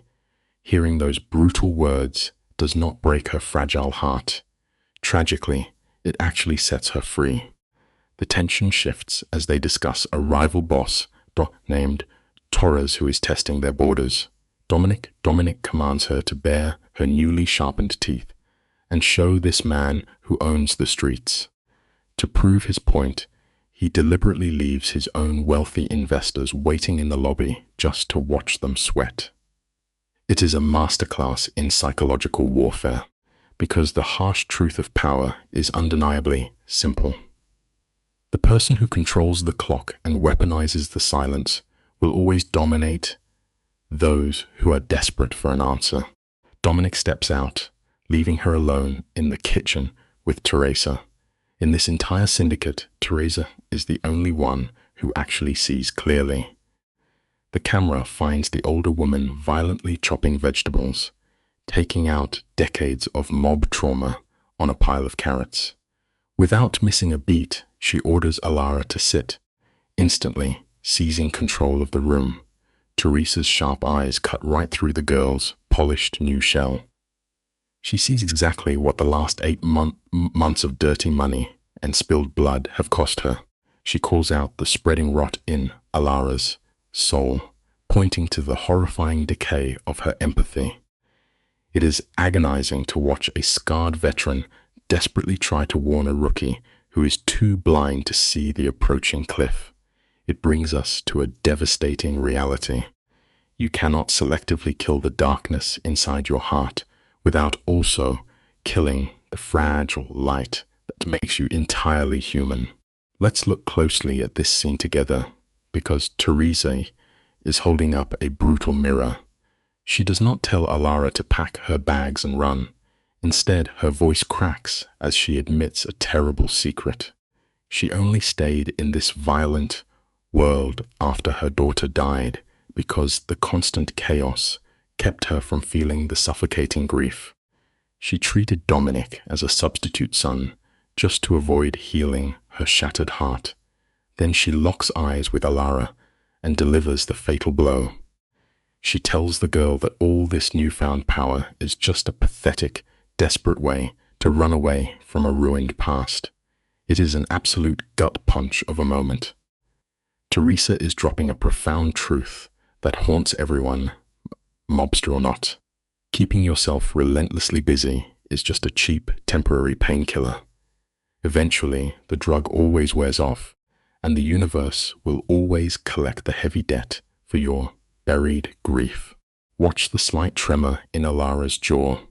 The panic flares in her eyes, caught in the harsh light of the room. She desperately wants to call Teresa a liar, but the heavy silence confirms the logic. Alara has been signing contracts at a frantic pace just to drown out her own thoughts. She openly weeps for a past life that was nothing but an illusion. Then, Teresa delivers the fatal blow, her voice dropping to a whisper. The final evolution of a victim is becoming the monster who broke them. Alara swears she will never let that happen, yet she is already retreating behind her armed guards. It is a heartbreaking frame to witness. The brutal irony of survival is that building massive walls to keep predators out is the perfect way to lock your own demons inside with you. Teresa's ominous warning rings in Alara's ears as she sits across from Torres. The camera lingers on his tailored suit, but the man radiates the calculating energy of a seasoned killer. He leans over the crisp, white tablecloth, laying out a grand vision that has nothing to do with mere currency. He wants to devour the very soul of the city, outlining a rigged bidding war designed to suffocate their rivals. As Alara stares into his dead eyes, she is not calculating profit margins. She is measuring the teeth of the shark circling her tank. It is a chilling realization that freezes her blood. She fought fiercely to sit at the table, only to forget the oldest rule of the wild. The moment you claim ultimate power, the person smiling across from you is already hunting you. It is a dark spectacle to watch them dress a bloody street war in the neat clothing of local politics. Their rival is Mitchell Hayes, a boss who bought the city council to protect his underground empire. Torres leans back in his leather chair and pitches a venomous counterstrike, planning to fund a pure candidate to steal the seat. But watch the subtle shift in the room. Torres deliberately ignores Dominic, turning his icy gaze entirely to Alara. He demands she make the final call, testing if she is just a quiet puppet or a queen ready to launch a coup.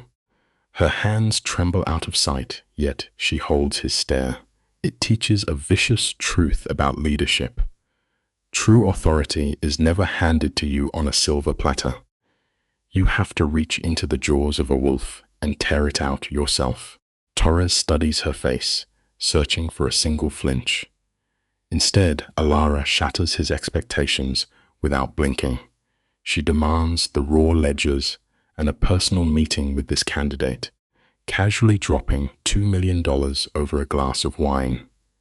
A normal heart would be hammering in terror, but her pulse is a steady, intoxicating drumbeat. Later, she stands before Dominic, bracing for a violent reprimand. The shadows part, and Dominic smiles, praising her ruthless ambition. This is the quiet tragedy of the scene. He is training her like a loyal hunting dog, and she is desperate for his affection. The lesson here is deeply unsettling. When a monster begins to reward your most dangerous instincts, that validation completely rewires your soul. Soon, stepping into the crossfire feels exactly like being loved. You and I must appreciate the terrifying brilliance of Dominic's manipulation here. He convinced Alara that the weeping runaway she used to be is buried. By replacing her trauma with the illusion of power, he locked her in an invisible cage of loyalty. Soon, Alara steps into a diner to meet Sarah Chen. Sarah is blindingly radiant, an idealist without a single defensive instinct. She lays every hope on the table, believing her pure honesty will wrap her in armor. The camera catches the cold, dead shift in Alara's eyes. She looks at this hopeful girl the way a starving wolf watches a wandering lamb. It leaves us with a devastating reality. In this brutal world, absolute transparency is almost never a shield. It is simply the handle a predator uses to drag you into the dark. Alara is playing the bleeding city like a grand piano. Knowing the streets are starved for a savior, she weaponizes Sarah's innocence to mask the cartel's rotting core. For Alara, trading street violence for psychological warfare provides a sickening high. On election night, Hayes panics and unleashes his thugs to break bones, but his archaic violence is useless. You cannot shoot a shadow. Torres deploys the silent muscle. Alara floods the accounts with dark money, and blind Sarah provides the flawless illusion of salvation. They steal the election by a razor-thin margin. The curtain falls on a harrowing truth. The most unbreakable form of tyranny in our world never marches down the street with a loaded rifle. It wears a warm smile and promises you the dawn. Let the camera push in, because this is a psychological car crash unfolding in slow motion. The ink has barely dried on the contracts, and Alara sits alone at 2 a.m, paralyzed by dread. Her trembling fingers trace the blueprints, the horrifying realization dawning that she is building a polished version of the exact hell she barely survived. Then, from the shadows, Dominic materializes. He orchestrates his response like a maestro, wrapping their filthy extortion in the comforting rhetoric of new jobs and community funding. He gently validates her grief just enough to keep her tethered. But hear this clearly. The precise moment you start counting your charitable deeds just to wash the blood off your hands, your soul has already slipped beneath the black water. Notice the gravity of Dominic's posture as he spins his web. He leans close, swearing she is a visionary builder, not a dictator. When she looks up, the tears in her eyes, and asks if this is just a sweet lullaby to help them sleep, he executes a masterful manipulation. He drops a stoic armor. His voice cracks as he confesses he spent 15 agonizing years searching for a bloodless throne and found only ghosts. It is a calculated offering of vulnerability. He whispers that her bleeding heart is the only thing keeping him human. By spring, as the iron bulldozers tear into the concrete, she is blindly devoted to his twisted gospel. The tragic reality we must witness is that a beautifully constructed, shared lie will always bind two souls together far tighter than any shared crime. The camera pans across the sunlight of the groundbreaking ceremony. This is the frame where her soul irreversibly rebrands. Dominic stands quietly beyond the flashbulbs, an anchor to this new reality. She leans back, her voice barely a breath, confessing that holding the fate of thousands in her palm is terrifying. Watch his hand slowly envelop hers, cementing the trauma bond right down to the marrow. As summer drags on and steel beams pierce the skyline, she fully drinks her own poison, believing she is their holy savior. But let the lens focus, she is merely running a more polite, manicured syndicate. The heartbreak of this tragedy is that the most devastating power in existence does not scream at you in the dark. It gently holds your hand and listens. We need to sit in the heavy silence of this dinner scene together. The dim lighting hollows out her cheekbones. She is completely shattered, grinding through endless weeks in a desperate attempt to outrun her own crushing guilt. Dominic sits motionless, watching her listlessly push cold food around the porcelain. The dam finally breaks. She weeps, confessing her ultimate terror. If she fails to be a flawless saint, then the total destruction of her own father was nothing but a cold, greedy slaughter. She is sprinting until her lungs burn to prove. Her betrayal was a holy war, but she is drowning. It is a grueling watch because it reflects a universal flaw. Sprinting blindly to outwork your past only guarantees your darkest demons will catch you the very second you pause to breathe. Dominic leans forward, his voice taking on the clinical precision of a veteran fight doctor tending to a bleeding boxer. He ruthlessly dissects her logic, shattering the illusion that deep trauma simply vanishes the moment the final gunshot rings out. She is treating her grief like a rival gang, foolishly believing she can outmaneuver it by keeping busy.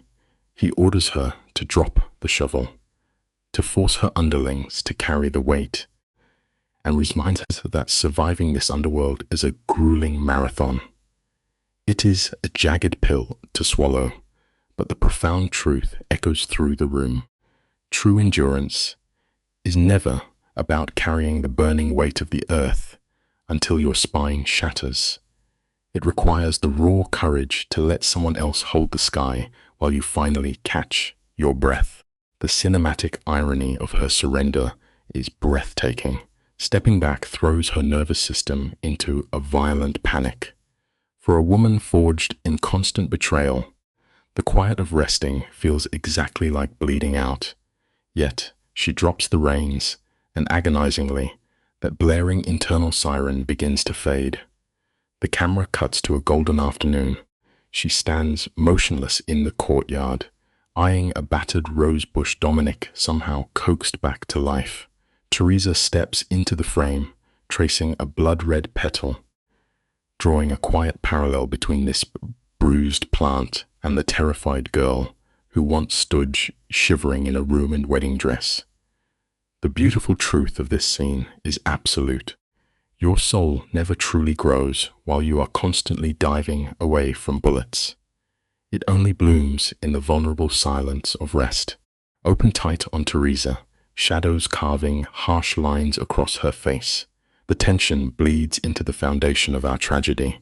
Ara sits paralyzed, haunted by the terrifying thought that her father's venom pulses through her own veins. She fears her elegance is just a tailored disguise hiding a monster. But Teresa's voice cuts through the dim room like a blade. Let us look at this moment together. She reveals a haunting truth. No one ever slaughters their inner demons completely. You only choose which shadow to nurture. Her father gorged his ego until it consumed him, but she starves that darkness daily. The quiet lesson echoing here is that perfection is a myth. We just have to wake up tomorrow and try to make a slightly better choice. The camera follows her further down the freezing, fluorescent hallway, Dominic an anchor at her side. To break the curse, she must look the devil in the eye one last time. The heavy metal door slams shut, echoing like a gunshot, but the ruthless titan who haunted her sleep for 20 years is nowhere to be found. Sitting under the harsh overhead lights is merely a hollow, trembling old man drowning in a cheap orange jumpsuit. Stripped of his silk ties and armed guards, he is reduced to dust.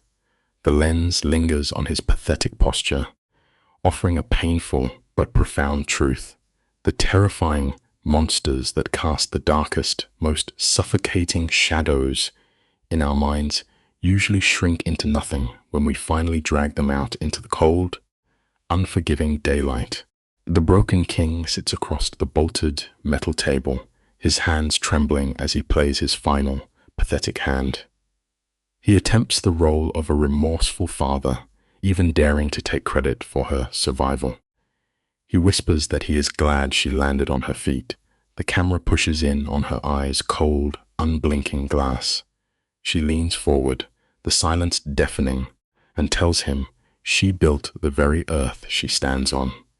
His long-awaited apology for choosing blood money over his own flesh echoes uselessly off the concrete walls.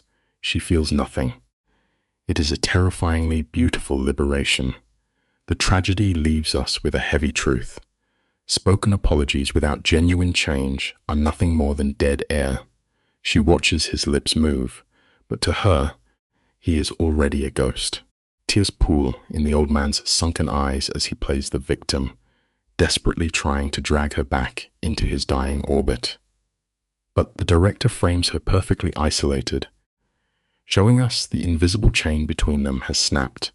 There is no burning hatred in her gaze, nor a drop of pity. He is nothing but a dead wire. She speaks softly, her voice carrying no venom, advising him to find peace in his cage, since his boundless greed offered none. When he spits a final, weak insult, she simply stands. The scrape of her chair sounds like a closing coffin. She walks away, refusing him even a backward glance. We feel the brutal weight of the scene's core lesson.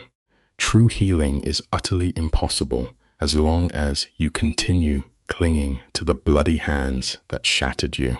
Sunlight floods the frame as she clears the heavy iron gates, slipping her hand into Dominic's steady grip. For a fleeting second, her rigid shoulders finally fall. She breathes in the rare, fragile scent of true peace.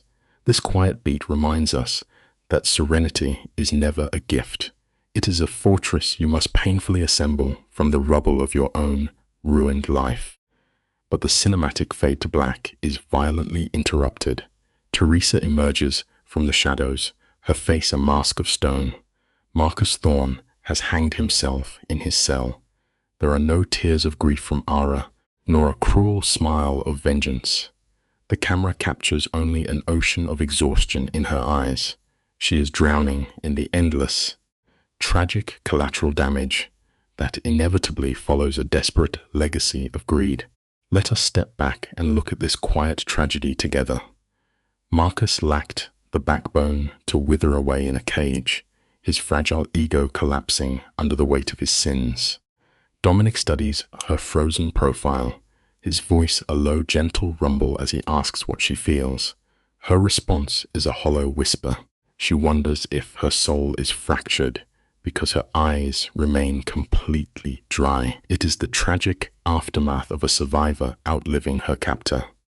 She truly wished he could have found a sliver of redemption in the dark, but the harsh reality crashing down on the scene teaches us a painful truth.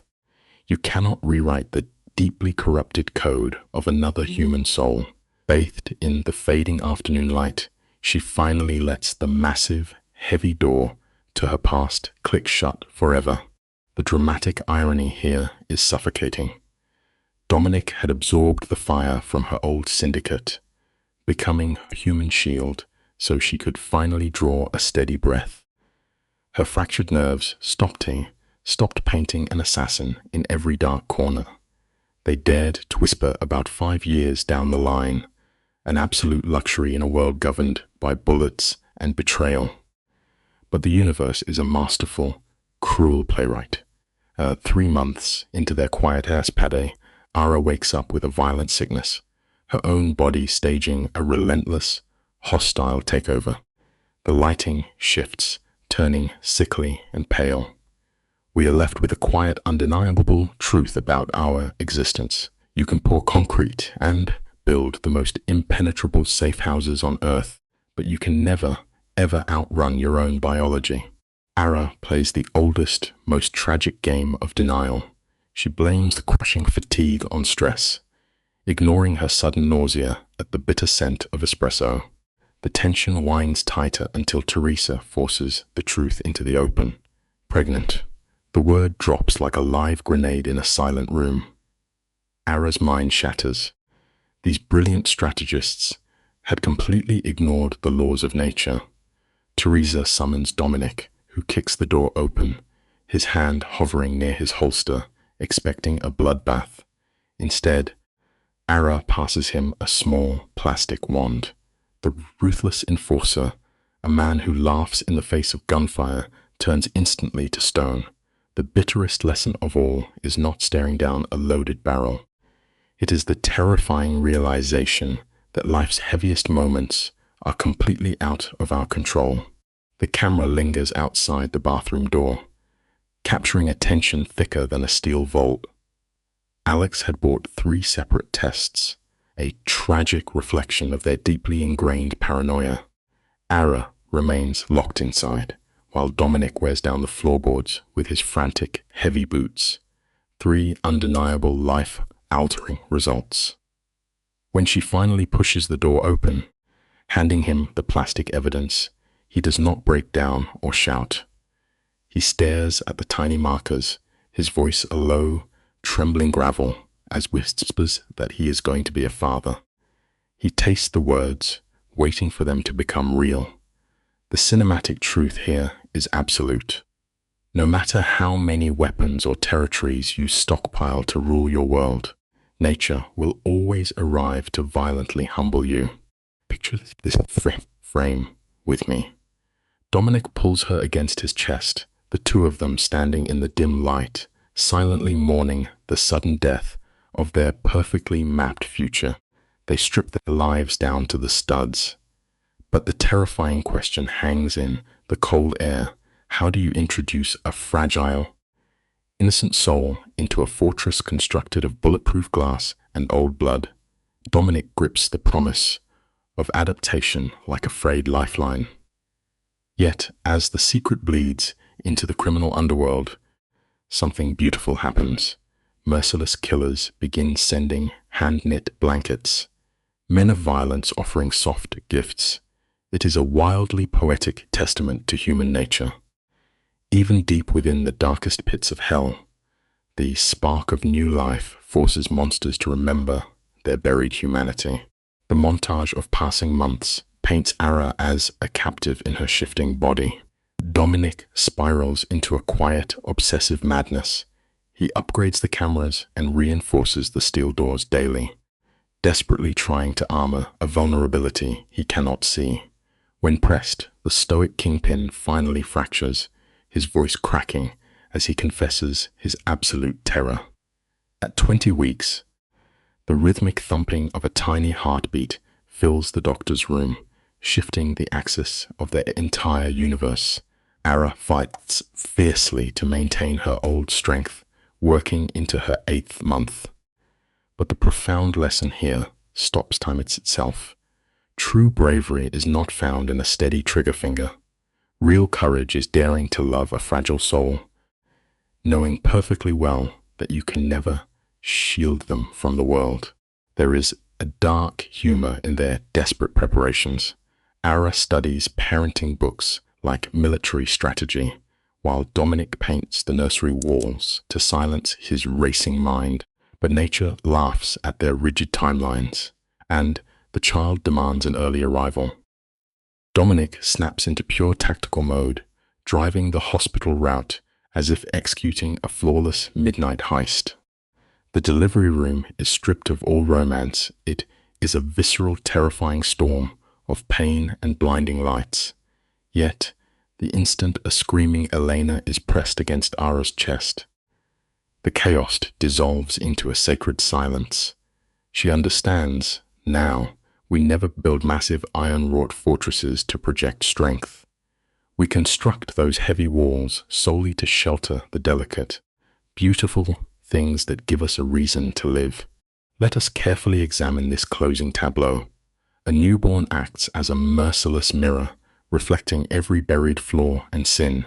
Cradling Elena, Ara finally shatters, weeping in the shadows, terrified of raising innocence inside a ring of fire. Dominic watches from the doorway, his broad shoulders slumping as his formidable ego completely dissolves. The city's most feared operator, thoroughly defeated by a 7-pound infant, they exist in a sleepless, adrenaline-fueled haze for months. But the beautiful tragedy lies in their violent crew, who morph into a fiercely loyal family, holding the child as if she were spun glass. It leaves us with a hauntingly tender truth. Even the most deeply scarred souls will soften their brutal world when given a piece of pure innocence to protect. The camera pans across the estate, an empire of blood expanding in perfect time with the child's footsteps. Little Elena is walking, and men who trade in violence pause to watch her with holy reverence. Her birthday is a surreal festival. Crooked politicians pass frosted cake to hitmen, treating the toddler like a tiny queen. Ara stands perfectly still in the shadows, watching the subtle softening of Dominic's jaw as he commands a cartel while guarding his daughter. In this heavy, quiet frame, the truth settles into her bones. She was never fleeing a mundane life. She was sprinting toward this beautiful, violent climax. We all learn this lesson.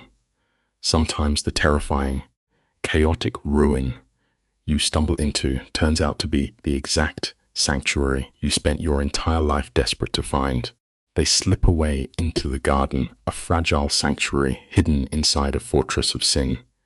The air hangs heavy. Dominic turns slowly, moonlight catching the sharp edge of his profile, and asks the crushing question. Does she regret throwing her innocent life away for him? The camera lingers on Ara's face. She does not even blink. A clinical mind might call this a trauma bond, but that is too simple. She was suffocated by the cage of being a good girl. Plunging into his brutal underworld allowed her to burn her past to ash. She treasures this terrifying reality because her own bleeding hands built it. He is the absolute hardest truth of human nature. You will never find lasting peace living safely by someone else's rules. You only find salvation when you dare to build your own dark world and finally claim it as yours. Let us step back together and examine the tragic poetry of her journey. Sitting in the dim light, clutching little Elena, Ara traces the madness of her timeline. She abandoned the pristine illusion of a safe wedding to run with an apex predator. Society frames this as a helpless tragedy, but they are blind. She did not merely survive his violence, she weaponized it, molding his empire to fit her silhouette. She gladly paid the toll of constant danger because sovereignty demands blood. This forces us to confront a deeply uncomfortable reality. The strongest unbreakable bonds in our lives are never forged in the bright pastures of safety. They are welded together only when two desperate souls manage to survive the blackest nights side by side. The tension shatters when Elena begins to fuss. Ara scoops the child up, walking down into the warm glow of the kitchen. Consider the haunting history of these walls. This space was once a brutal holding cell, then a bunker, and now, impossibly, a home. She pauses in the doorway, watching Dominic and Teresa bicker over trivial nonsense, their armor completely stripped away. In this beautifully framed shot, the truth washes over her. This is her absolute tribe. They share no genetics, but they share 100 dangerous secrets, creating a bond far thicker than blood. They are a gorgeous, tragic disaster of a family, proving the ultimate point. Family is never just biology. Real family is simply the people who refuse to abandon you when the rest of the world goes completely dark.